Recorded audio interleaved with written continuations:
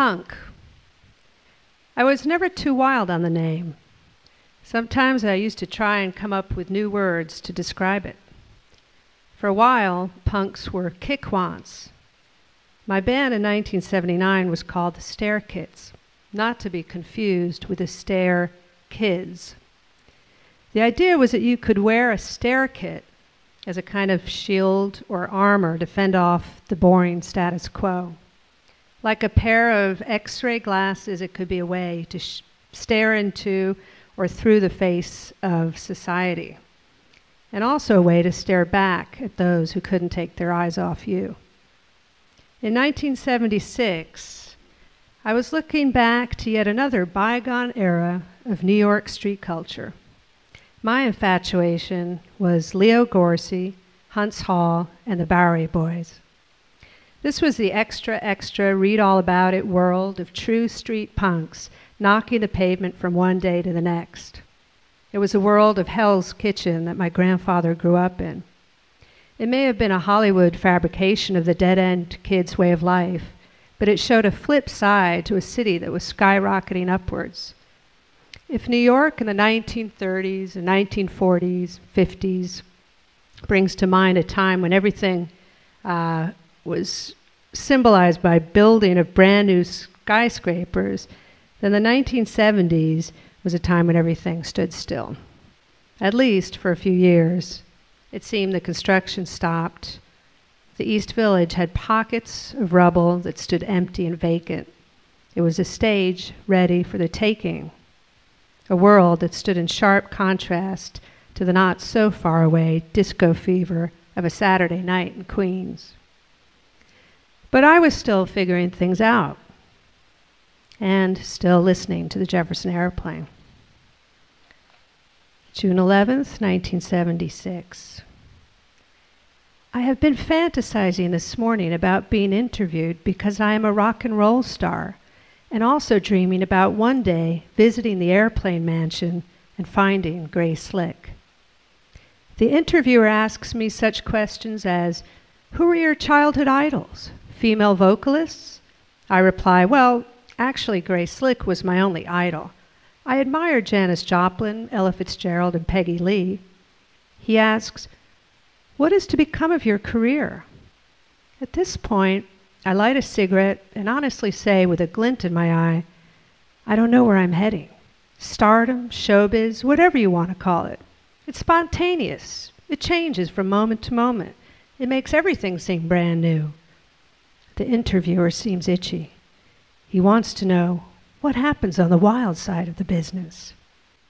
"Oh, you mean all those crazy parties? Well, those are just part of what you get in the package. It's like a package deal. You get to try a little bit of everything. And if the deal isn't good for you, you can split. Sometimes it's hard to get away from it. People are constantly trying to push me around. It's either their phony advertising or publicity, and then others are just into making a whole lot of money. Even though Hollywood is totally made out to be a pretty business, there are a hell of a lot of unconcerned, conniving, stingy people out there.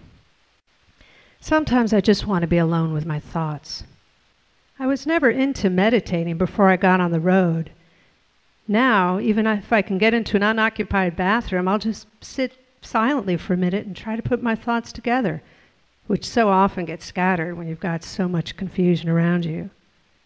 I wish I had more time to myself. Part 1, interview with Lester Bangs from Cream Magazine.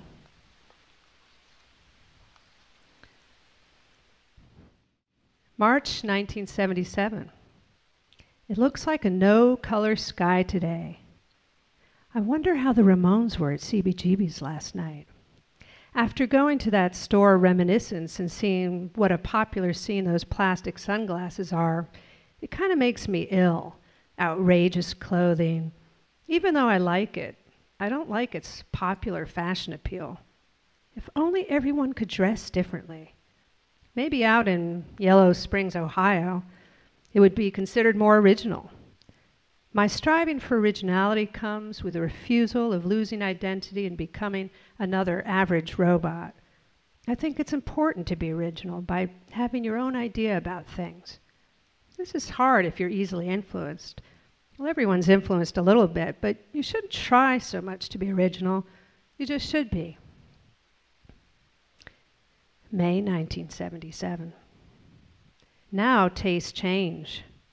Today in the record store, the man said, "It looks like you like punk rock." I asked him if he had Here Come the Warm Jets and was looking for the Tubes and some solo Brian Ferry albums. It felt weird for a minute because a few years, no, like 1 year or less ago, well, I couldn't see listening to David Bowie, much less Kraftwerk. I didn't even know who they were until yesterday. And now Trans-Europe Express is playing and beating in my head. The music is very different. I would like to bring this song into music history class and force everybody to listen to it. July 7th, 1977. In 1977, you're on the Never Never.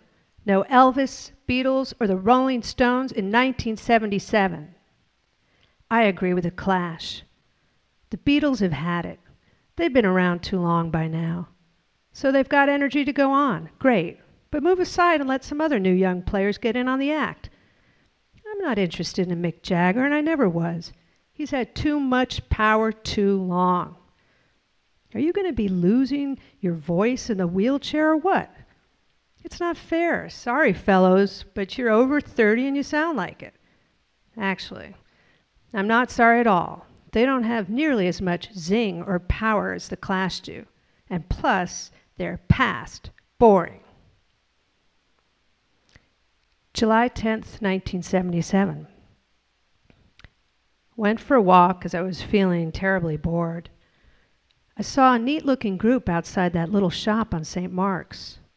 A girl with pink hair, tight knee-length red pants. I'm just reading this article called Punk Rock and the Sex Pistols. It says, "America will soon meet the Clash." God damn is all I can say. If I miss that, I'll puke. I wish New York would take it up electrically on the outside again and show us what they mean. What a sight. And we could all dress kooky and have a ball. August 20th. Well, everything sure is punk these days. Lydia just called. I was so surprised. I said, "Lydia?"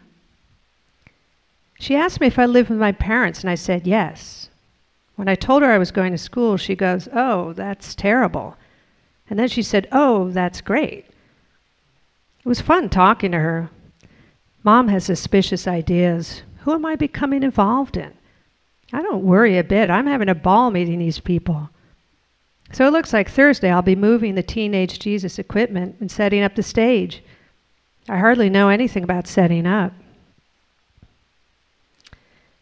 August 27th, 1977. Voidoid shirt worn by Ivan Julian said, "Animals thrown together by fate." Decided I felt well enough to go outside last night, but I got home much later than expected, being at 3 a.m. Hell on Wheels was rather a joke. Some tough little cookie comes out in leather, a t-shirt saying sex and violence, a corset underneath, strutting about with that peed off look. But as I was telling Lydia, it was very put on, unnatural, and predictable. The rest of the band, especially the lead guitarist, looked pretty dumb. They did this song called Angel Baby about the Hells Angels, where Helen starts kicking her players and grappling their heads and shaking them. I had to laugh. The Voidoids were good. Richard Hell, interesting on stage. Music good. Guitar work different. I liked them okay, though a little too whiny.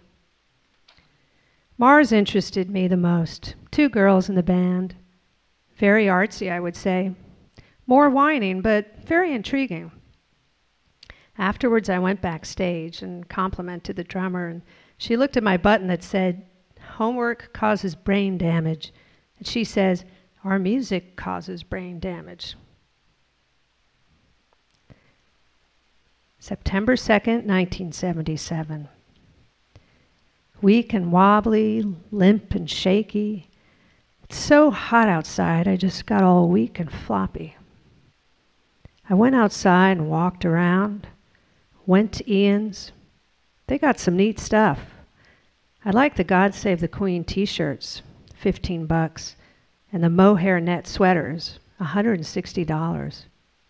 But that lady in there is a real twerp. It's the Bergdorfs of punks, so chic, you know. I'm sorry I didn't tell that lady what I really thought. Perhaps some saliva on her pretty rug would have done her good. So expensive and phony.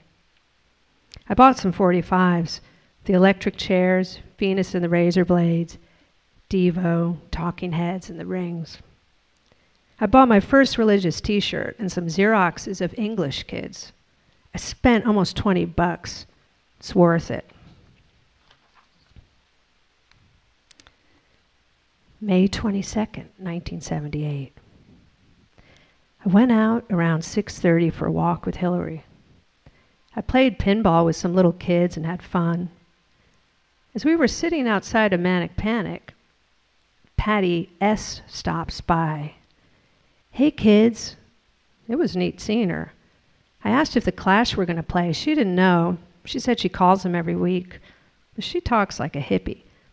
I asked her if she likes stuff in the store, and she goes, "It's expensive, but it doesn't matter. It's cool. And get the kids to steal." Some Puerto Ricans were playing basketball. She grabbed the ball and ran away with it. I knew she was going to do that. X makes faces the whole time because he don't like her. I don't really go for her music, blah, but I like her strength in keeping up the fight. We're basically sissies, but compared to some, we're reactionaries. Anyway, I haven't seen her around for a while. September 2nd, 1978. I hear that the Clash are mixing the LP in town, and later at CBGB's, glance over at Cheetah, talking to a long-haired chap. I wondered who it was. I look closer and realize it's Mick Jones, and the fun begins. I told him that the Clash were my fave band. He points to Joe Strummer, who right off the bat says, "Do you want to shoot some pinball?" So me and Larry and him play, and I win. Meanwhile, Larry asks him, "Are you going to be playing in New York soon?" Joe replies, "If we don't break up first." Joe and I talk about Elvis, 1977, Jimmy Carter versus James Callahan, the World Trade Center, the Cramps, at least 20 minutes of conversation, which I don't quite recall all of, but at one point he says, "Do I look pissed?" And he gives me a great eye. He asked my age, and I told him 18. And he smiled.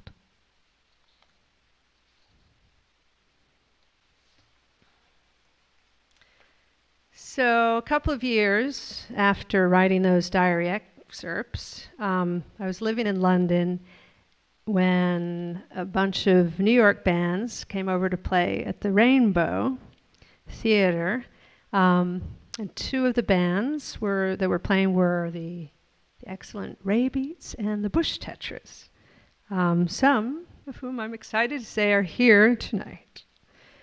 I knew Pat Irwin and Cynthia Slay from New York, and I mostly remembered them from hanging out at my sister's club, Tier 3, which was down on White Street in Tribeca. This was before Tribeca was even called Tribeca.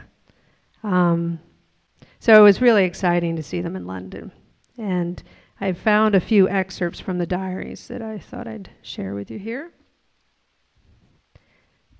22nd of February, 1981.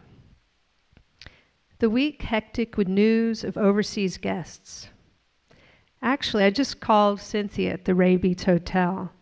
They're all drunk, and Dee was grabbing the telephone and yelling, "Ha ha, oh." A Friday night up to the Rainbow, such a cold, big place. The show was really good. Gosh, yeah, all those New York faces. Parachute Woman, Ruth Pulsky, Jim Farrat, Amy, Georgia, and all the bands, of course. It was really fun seeing them. Cynthia brought me some ketchup from New York as a gift and 6 packs of M&Ms from Manny.